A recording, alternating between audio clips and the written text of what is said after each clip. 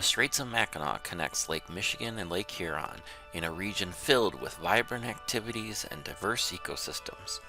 And winter is no exception, with exciting activities like pond hockey tournaments to ice fishing, cross-country skiing, and snowshoeing. There's so much to do in the Straits of Mackinac. Join us as we explore how to prepare for these different activities and how to get the most out of them. Welcome to Life of the Straits, Winter Edition. The Straits of Mackinac are a lot different in the winter. Boats get put away for the season, swimsuits are reserved for saunas, and beaches turn into mountains of ice. Yet there are a whole host of fun and exciting activities to take part in these winter months. One of those activities is one of the oldest winter sports in the world, cross-country skiing. Cave paintings and ski fragments thousands of years old have been found in Russia, China, and northern Scandinavia. The Sami people of northern Scandinavia are one of the earliest to be recorded using cross-country skis. The Greek scholar Procopius wrote of Sami people using skis 6,000 years ago, but evidence suggests that Sami have been using skis far longer than that for hunting, gathering, herding reindeer, and for their daily lives. My great-grandparents were Sami immigrants who came to the UP in the early 1900s. Consequently, cross-country skiing is a family favorite of ours. It's time now to dive into how to cross-country ski. First, we'll cover how to dress to make sure you can get the most out of skiing, and then we'll cover how to actually ski, and a little bit about where you can go cross-country skiing.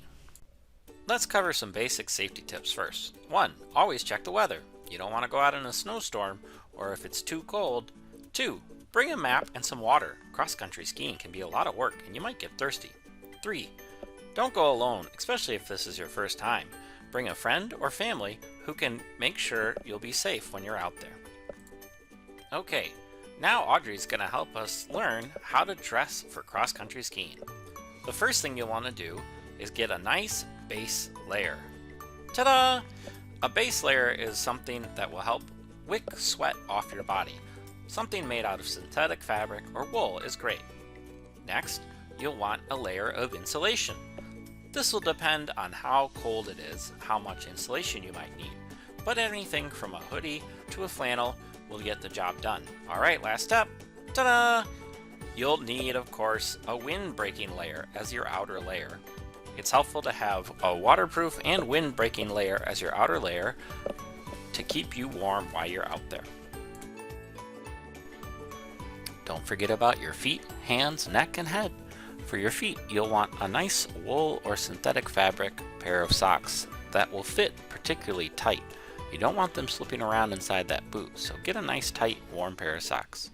For your hands, you'll probably want actually some pretty thin gloves. It'd be surprising how sweaty your hands can get once you're active. However, if it's really cold or you do plan to take a slow pace or fall a lot, a thicker and waterproof pair would be helpful. For your neck, choose a scarf or a turtleneck or neck gaiter. This can be a really great way to keep in a lot of extra heat, and if you get too warm, it's easy to take off and put in a pocket. For your head, a normal knit hat is good in most situations, but if it's somewhat warm or you plan to be really active, a headband is nice. Okay, it's time to ski. To pick the right height, stand up and hold your hand all the way up in the air. You'll want the tip of your skis to reach near the top of your wrist. For your poles, as you're standing, you'll want the poles to reach near close to your armpit. That's how you know you picked the right size skis. This is an older style of ski binding. You can see there are 3 metal prongs on this binding that line up with 3 plastic holes at the toe of your boot. You simply line up the boot with the holes and press down on the binding tip to lock it into place. Now you have your toe in place and your heel free. To unlock, you can just press down at the button and release the boot. Here we have a more modern style of binding. For this binding, there is a button that releases a latch mechanism. For this style of binding, you'll need a boot that has a metal bar across the toe. To attach this binding to the boot, simply line up the metal bar and press into the gap. Now your boot is good to go. To release this, simply press the button and pull out the boot. This is best to be done while standing, and you can use your pole to help you press the button. Now that we've learned a little bit more about cross-country skiing and the history and the equipment and how to prepare for the outdoors, it's time to learn how to ski. Before we actually strap our boots to our skis and hit the trail, we want to do a little bit of prep work so that we can feel comfortable once we're on the skis. The first is to try to practice the stance that you'll want to take while you're skiing. For a cross-country ski classic style stance, you want to take an athletic pose with your knees bent and your ankles bent a little bit too. You actually want your hip to be in line with the heels of your feet. So practice that a little bit first. If you're not doing it right now, come on, let's do it. Stand up, come on. It's time to give it a little practice. So now that you're up, again, bend your knees a little bit, keep your ankles a little loose, bend them too, and pretend like you've got your poles there. Now that you're getting used to this kind of bouncy little stance here, it's kind of fun, I want you to try going 1 foot at a time. When you're gliding in skiing, you actually really glide on 1 foot at a time. So let's start by lifting up our left foot. Pretend like you're gliding. Get used to that feel of only having weight on 1 foot at a time. And we'll switch now to the left foot, right foot, woo, left foot. Yeah, that's not too bad. All right, so we've got the stance down. The next thing is to get your skis. Okay, I'm gonna get these skis on. I know where I need to put my foot, and it still could be a little tricky, but I've got one lined up. You'll want to give it a little shake and make sure you've got your boot attached nice and secure to your skis. Once you feel comfortable with your skis, it's time to try what we call the cross-country ski shuffle. Everyone doing the shuffle, we're all doing the shuffle together.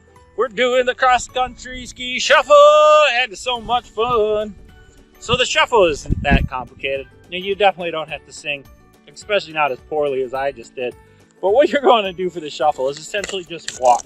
So you basically just take small steps, and that's how you do the shuffle. I'll do some small shuffle steps across here so you can get a sense for what it looks like.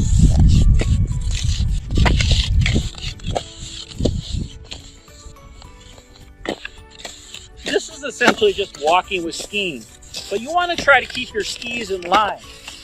If you're somewhere with a groomed trail, it's nice to practice this in the grooves of the trail. Now that we've had some practice of doing a little bit of shuffle, it's time to start experimenting with the glide.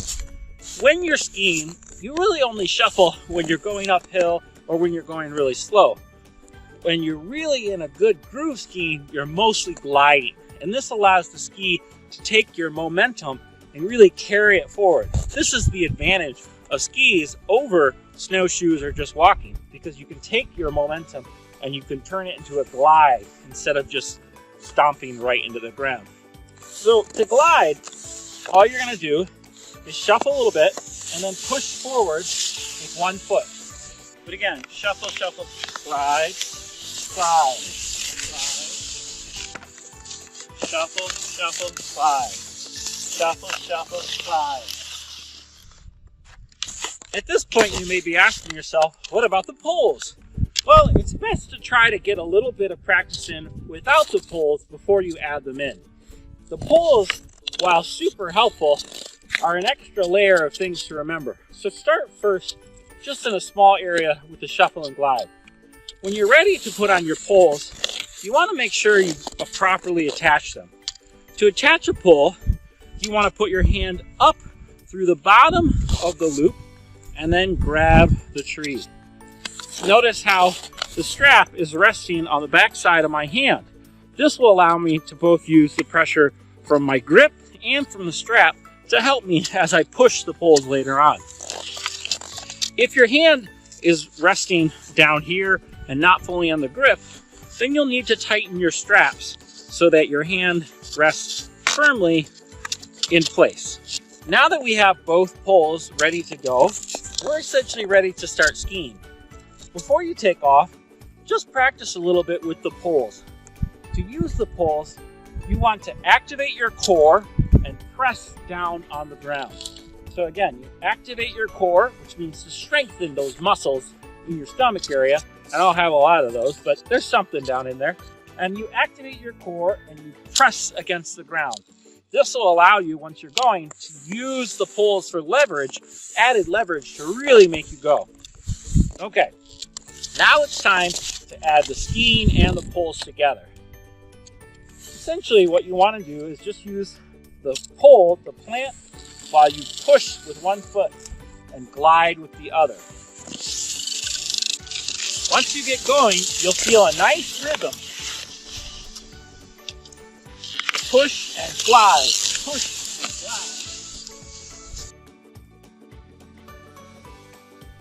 glide. If this is your first time cross-country skiing, don't worry too much. You'll get into the groove nice and easy. If you go to a place that grooms trails specifically for cross-country skiing, there'll be 2 tracks where your skis will slide right into. This will mean you won't really have to worry about steering, since the tracks will take you where you need to go, just like the tracks for a train engine. Stopping is almost always done by just coasting to a stop. Now when you're out and about, you might be having so much fun that you accidentally fall over. But no worries, it's not that hard to get back up.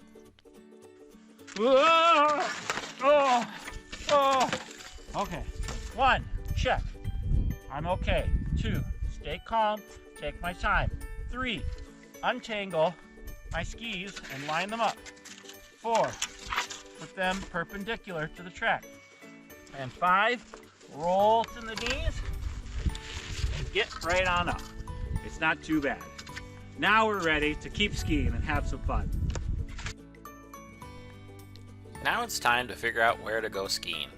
Some of the easiest places to find groomed trails can be private camps or private ski resorts. Check your local area to see what camps or ski resorts might have groomed cross-country ski trails for you. Nature preserves, like the William B. Nature Preserve in Cedarville, Michigan, can be another great place to get in some skiing. Check with your local land conservancy to see if they groom any of the trails on their preserves. State and federal lands can also have groomed trails. Check with your local state park or National Forest Service to see if you have any near you. If you don't have groomed trails near you, you can always get a little creative. Public 2 tracks and seasonal roads can work, as can places like golf courses and other flat open areas if you have permission to use them. You'll need to break the trail in these cases, and that's a lot more work than using a groomed trail and can be a little more difficult, so maybe wait till you've had a chance to try a groomed trail first. No matter where you get to try your first cross-country skiing experience, it can be a lot of fun. Many places will rent cross-country skis, such as nature centers, land conservancies, and private ski resorts. So get out there and try cross-country skiing. You won't regret it.